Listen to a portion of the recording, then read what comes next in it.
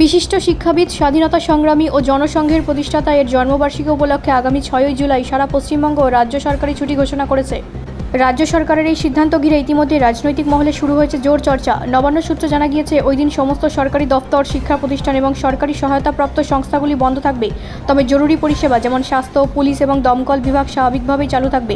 শ্যামাপ্রসাদ মুখোপাধ্যায় ছিলেন ভারতের এক বিশিষ্ট রাজনৈতিক ব্যক্তিত্ব, যিনি স্বাধীনতা পরবর্তী সময় দেশের রাজনৈতিক ইতিহাসে গুরুত্বপূর্ণ ভূমিকা পালন করেন। তিনি এর প্রতিষ্ঠাতা এবং ভারতের প্রথম শিল্প সরবরাহ মন্ত্রী হিসেবে দায়িত্ব পালন করেছিলেন। তার চিন্তাধারা ও রাজনৈতিক দর্শন আজও দেশের একাংশের কাছে প্রাসঙ্গিক। রাজ্য সরকারের এই সিদ্ধান্তকে স্বাগত জানিয়েছেন বিভিন্ন মহল।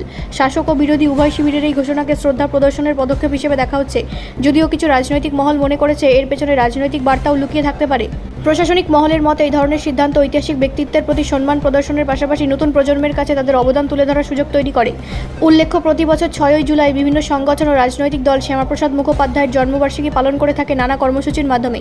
এবছর রাজ্য সরকারের ছুটি ঘোষণার ফলে এই পালন আরও ব্যাপক আকার পেতে পারে বলেই মনে করা হচ্ছে। ব্যুরো রিপোর্ট, রাষ্ট্রীয় প্রসার বাংলা।